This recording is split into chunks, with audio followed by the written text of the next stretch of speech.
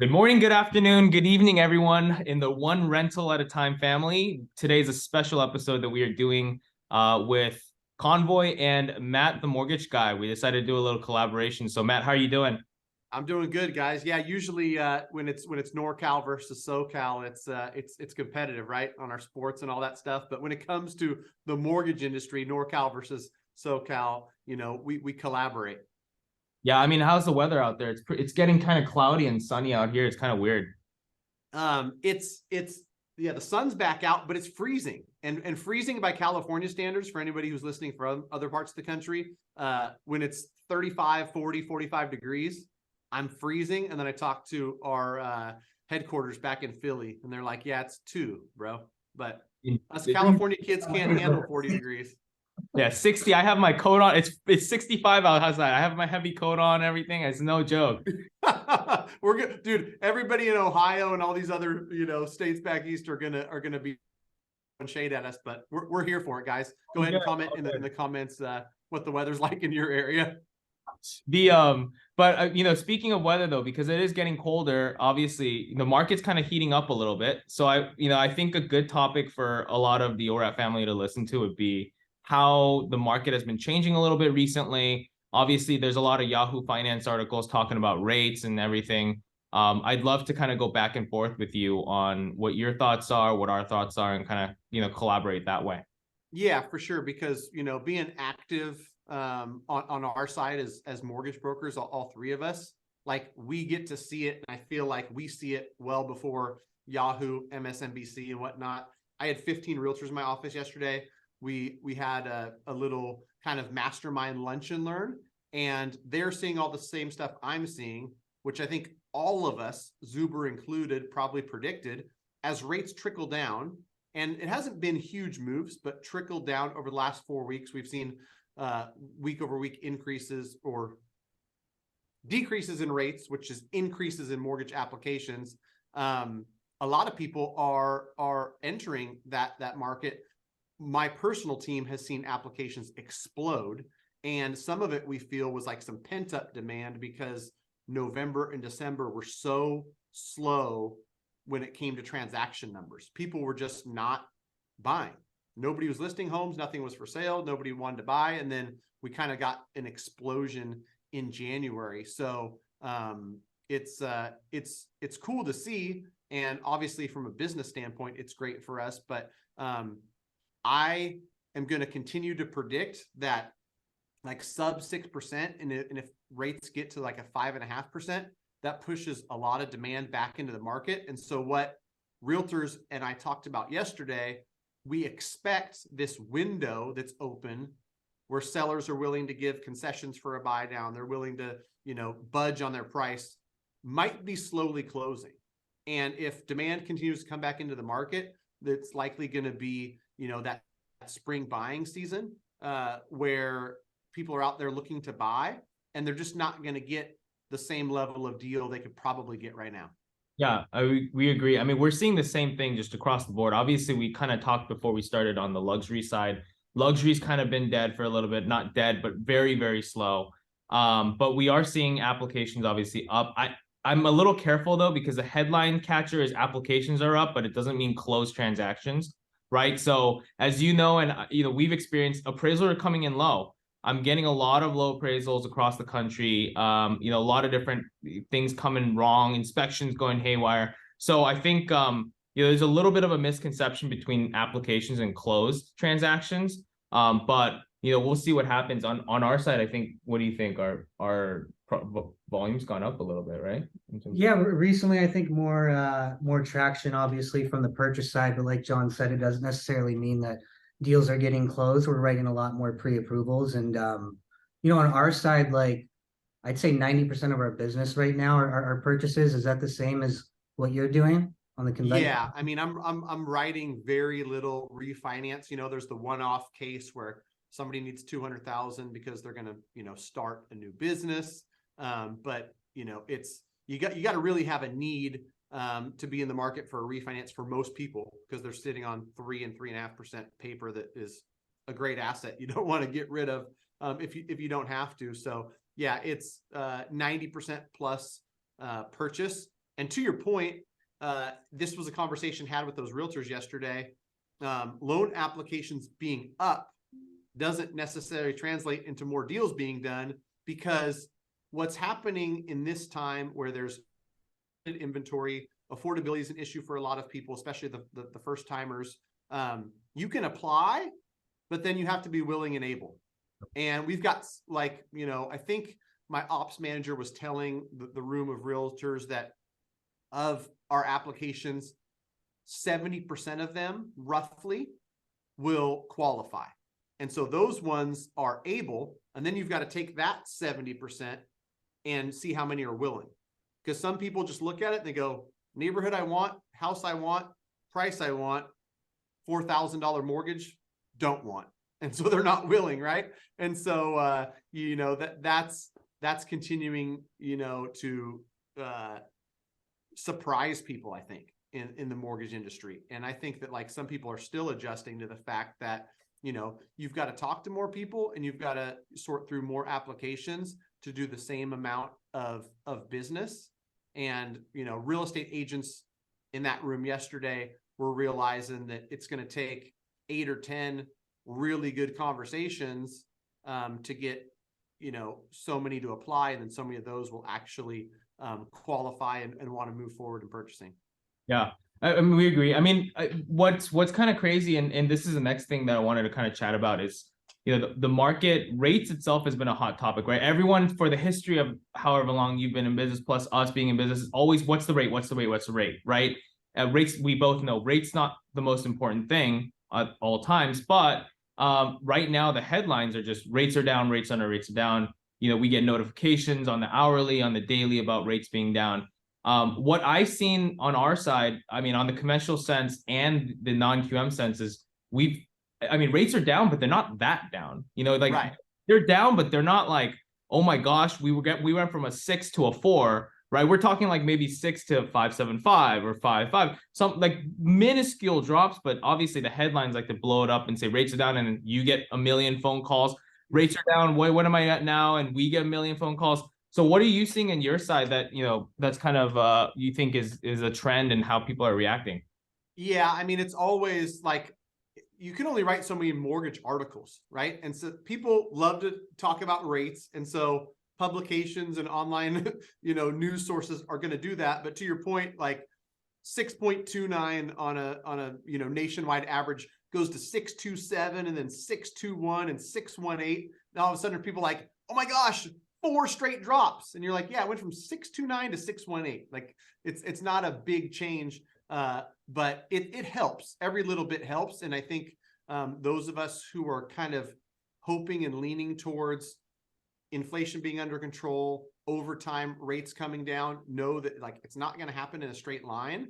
But from the worst of the worst, where rates were in the 7s, and I know it because I talk to consumers every day. Some felt like, I'm never going to buy, right? Like, they looked the price tag, if they put 3 or 5% down on a $500,000 house with a 7.5 rate, and they were like, I can't do it, and I'm not going to ever be able to afford it. I'm out.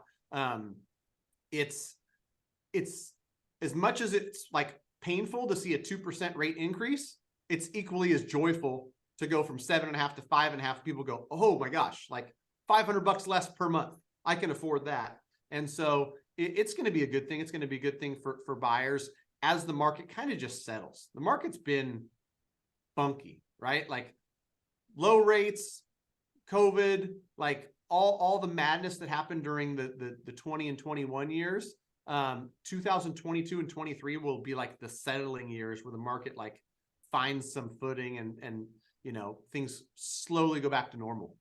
So for our real disclaimer for our listeners, rates are down, but they're not that down. So don't don't need to call us right now and to ask us how the rates are. They're down, but they're not that down. So, you know, we're just talking about the overall market sense and what we're seeing on the actual mortgage side, which is very different than what the consumer sees. So I think that's something. No, I was just gonna say, I mean, we get the question obviously a lot too about what's our prediction on where rates are headed. And I've kind of been aligned with the fact that, look, the trend is still heading up, right? Like if you like it, lock it right now. You may have a little blip like we just did where rates came down, but I personally believe that we're going to see rates continually incrementally go up, over the next year, maybe year and a half before they come back down. So I get the question when a client's purchasing something like, hey, I want to probably refinance this in a year when rates are lower. I'm telling people probably if you compare where rates are right now to where rates are, let's say in a year and a half or 2 years where it makes sense to refi, I think we're probably pushing that down maybe 2.5 or 3 years realistically. Because when I say makes sense, right, we're not just going to refi from 5.5 today to 5.25 2 years from now. What's your opinion or belief on where rates are headed? I mean, I can see a scenario where rates do come down, like the 10 years down to 3.39 or 3.37, and between Powell's minced words that kind of said, we're seeing some disinflation in different areas and inflation might be under control. Like if they do a quarter in March and then pause, and then some of the data that says the end of the year, like the data analysis show the end of the year being like a 0.5 point lower on the Fed funds rate than June, which is like projecting rate cuts. Like, I don't know if the Fed, none of us know if the Fed would actually do that, but if they did, like, we could see rates come down and that traditional spread between the 10-year and the 30-year fixed, 10-year treasury and the 30-year fixed rate mortgage, if that continues to compress and that's 1.75 to 2 and the 10 years at 3.25, like I don't think it's that far to the realm to talk about a 5% 30-year fixed. But nothing's guaranteed. And I'm the first one to admit, like, 5, 6, 6.5, go ahead and guess. And it's smart on your part to not, just promise clients, oh yeah, get into this mortgage. You can always refinance it later. But what I do know, and I've talked to clients about this is important for people to listen to if you're in the market to buy. Really smart client say something to me and I was like, man, if people understood what you just told me, they would act different in this market. Because he told me, he said, listen, Matt, like I was bidding when things in this neighborhood were listed for 489 and selling for 600. Those crazy times. And sure, you got a 3% interest rate, but you paid 600. And now in that same neighborhood, you can buy it for 475. If you buy it for 475 at 6%, even if somebody shows you math that says that payment is higher than 600 at 2.75, you're not staying in that loan for 30 years. Nobody does, right? And a lot of people look at it and they're like, the total cost of the loan over 30 years and all this stuff, nobody stays in it that long. And the best part about mortgages, and like Warren Buffett had a quote, or at least somebody gave him credit with it, like it's the best instrument in the world, because if rates go up, you've got your 6% and you say, I'm leaving this thing alone. And it's an asset, right? If rates come down, you refinance it. So you basically have negotiating power where it could only get better for you. It can never get worse. That's why me and a bunch of others, I've got 6 mortgages of 3% or lower. You would have to, put a knife to my throat to get me to do anything with those mortgages, right? Those are a huge asset. And so, some might be saying the same thing if they lock in at 5.25 and rates end up being 8% in 2026. Nobody knows, right? That's the main thing, is nobody knows, right? Everyone can do whatever prediction they want, but nobody knows where rates are headed. Cool. And I mean, I think in terms of people putting in offers, a lot of our clients are putting in or writing better offers. Like you were mentioning, hey, they were bidding at that price, not at the crazy prices. We're seeing more and more clients do that on our side, especially on the non-QM side, because, with DSCR and all that stuff, it requires better deals now because the rates are higher. Regardless, again, like I said, rates being lower, everyone's talking about rates being lowered. It's not the same as non-QM, conventional, FHA, VA, right? Those things are all different. So are you seeing kind of your clients write better deals or, as well, like lower priced offers and all that stuff to kind of match the market? Yeah. And, I, on the purchase side, tend to do more business with first-time buyers and some of the entry-level stuff, which is super competitive. And so I've got buyers that are like, I offered $515 on something listed at $490. I didn't get accepted. And so, that's something people should understand too, as well. Like, you look at something that's an investment property, it's been in the market for 180 days, write whatever offer you want. But if you've got a property that's in a good neighborhood and it shows well and it's priced right, even in the markets like Sacramento, which feels softer than it has been in the past, these properties aren't being given away, right? And so the good news is a lot of buyers are able to still get a $10,000 seller credit, or do something where we can use the credits to structure a loan that works for them. And so, that's what's going on, some kind of the entry level. In the move up or the luxury or the higher price properties, there's a lot of wiggle room, and there's a lot of, room to negotiate, because sellers are realizing, or they're going to realize, like, if you haven't sold for 127 days or 142 days, the market is saying it loud and clear. You just saying, hearing it, right? Like, it's not worth 1.7 in this current environment, right? You're going to have to drop the price to 1.4. You're gonna have to do something. So it's an interesting market where it literally changes every week. And this is the cool part for, guys like you and guys like me and the real estate agents who I had in the room yesterday. Those of us who are paying attention every single day could advise people on a high level, because somebody you might have talked to in November calls you and it feels to them like it hasn't been that much time. It's only been, a couple months. Things have changed drastically, and they're different in Sacramento than they are in Orange County. They're different in Orange County than they are in, Sarasota, Florida. And, markets are hyper local. The different price points behave differently, and they change over time. You would have thought that, like, you could offer half price on some of these places mid-December. Now they're going above list. Like, it's crazy how quick things change. Yeah, absolutely. But I mean, we're gonna do another one really quick, short one after. So we'll end this one right here. But people wanted to reach out to us, they can go to convoyhomeloans.com. Let us know you came from ORAT. And then if people wanted to reach you, greatmortgagebroker.com. And on that point, guys, like, Convoy is a great mortgage broker. I like to think that my team's a great team. These guys really have an in-depth understanding of non-QM. They've got unlimited lenders when it comes to that space. There's plenty of business to go around. I truly think it's one of those things where it's like, hey, you vibe with the guys at Convoy, give them a call.